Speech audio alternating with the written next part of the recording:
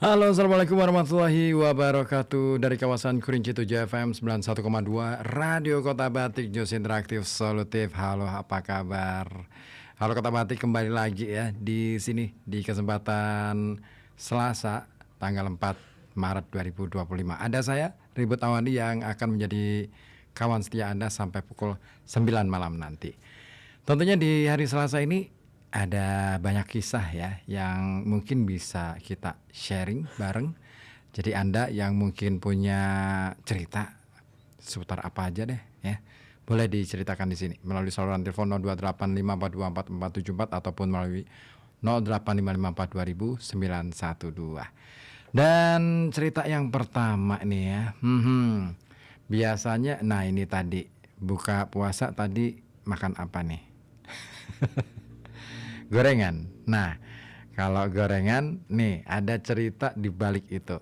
Jadi yang namanya Ramadan ya, makanan khas yang sering kali ya dikonsumsi oleh masyarakat saat berbuka itu adalah gorengan.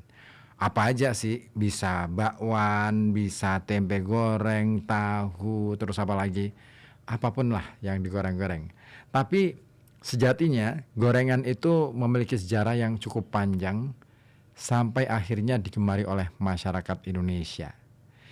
Nah, dalam sejarah kuliner, teknik masak dengan cara menggoreng ini terbilang baru. Sejak masa purba, dulu sekali ribuan tahun yang lalu, orang itu terbiasa memasak dengan teknik bakar, panggang, atau direbus. Nah, bukti awal tradisi menggoreng pertama kali ini terdeteksi di mana coba?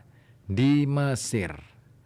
Nah, seperti ditulis oleh Blake Lingle dalam Freeze ya, yang terbit tahun 2016. Disebutkan di sana, orang-orang Mesir ini sudah menggoreng makanan sejak tahun 2500 sebelum Masehi. Wah, waduh, lama banget ya. Nah, dari Mesir, tradisi ini kemudian berkembang di Eropa dan Cina. Di dua wilayah itu, seperti dicatat oleh Christopher Cuomo dalam bukunya Food That Changed History yang terbit tahun 2015, disebutkan juga menggoreng ini lambat laun menjadi tradisi yang tidak bisa dilepaskan. Ya, penduduk Cina dan Eropa mengembangkan berbagai macam teknik menggoreng, mulai dari deep frying, kemudian stir frying. Nah, teknik-teknik ini membuat cita rasa makanan menjadi berbeda-beda satu sama lain. Karena penduduk di dua wilayah ini sering melakukan migrasi ya ke seluruh penjuru dunia.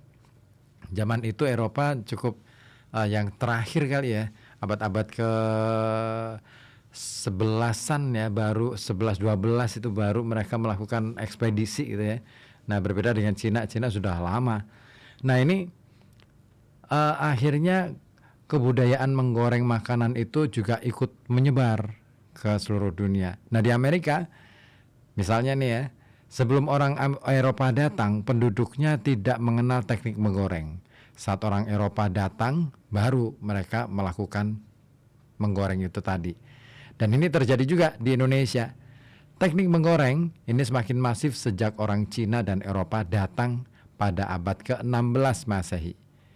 Nah, mereka datang ke Indonesia tidak hanya secara fisik tetapi juga membawa budaya. Salah satunya adalah teknik menggoreng. Nah, seiring dengan waktu, budaya menggoreng ini dikenal hingga ke akar rumput, ke masyarakat. Nah, penyebabnya karena dua hal. Yang pertama adalah munculnya minyak kelapa sebagai bahan baku pada abad ke-19 yang memudahkan proses penggorengan.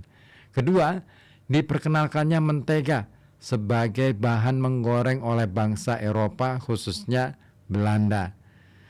Ada sebuah catatan yang menarik ditulis oleh Fadli Rahman dalam bukunya Jejak Rasa Nusantara Sejarah Makanan Indonesia yang terbit pada tahun 2016. Disebutkan di sana bahwa mentega ini menjadi andalan untuk menggoreng di Hindia Belanda pada abad ke-20. Jadi sebelum menggunakan minyak ya. Nah, pada kurun waktu itu muncul merek mentega ternama bernama Blue Band. Oh, gitu. Ya. Jadi merek tua juga nih.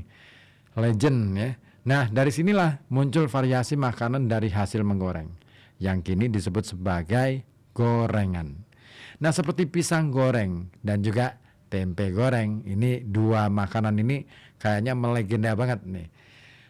Kemudian ini dia, hadirnya gorengan bukan berarti bisa dinikmati setiap saat oleh seluruh lapisan masyarakat, sebab mentega dan minyak kelapa dulu ya itu sulit dijangkau karena harganya mahal pada waktu itu.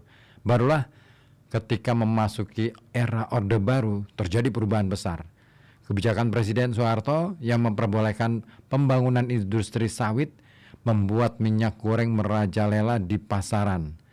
Dan dengan harga yang lebih murah, praktis, minyak kelapa mulai tergantikan oleh minyak goreng sawit. Ini nih. Jadi sejak tahun 1970-an ada dua pemain besar di industri minyak goreng. Mereka adalah Lim Swee Lyong atau Sudirman Salim dan Eka Cipta Wijaya. Nah, Eka Cipta Wijaya ini menghasilkan minyak merek Vilma dan Kunci Mas. Sementara Salim memproduksi minyak merek Bimoli. Wow, dua raksasa nih ya. Nah, khusus nama yang terakhir, dia tidak hanya memproduksi Bimoli, tetapi juga kunci pembuatan gorengan lainnya, yakni tepung terigu merek Bogasari pada tahun 1970.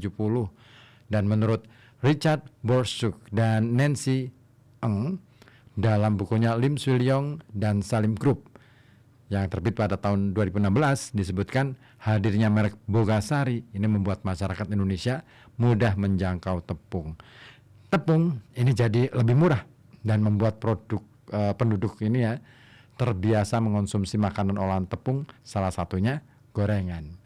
Ya, kedua bahan baku kunci pembuatan gorengan ini kemudian membuat bisnis penting ya, menjadi bisnis penting di Indonesia sepanjang kepemimpinan Presiden Soeharto.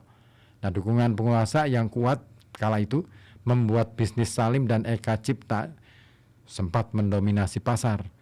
Akibatnya orang Indonesia makin terbiasa dengan gorengan atau olahan lain dari tepung terigu yang digoreng.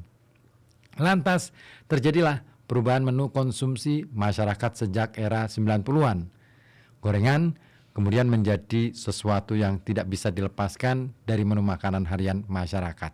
Nah, dari pagi, siang, sampai malam, pasti deh gorengan ada. Dan pasti deh semua orang, hampir rata-rata ya, mengonsumsi gorengan.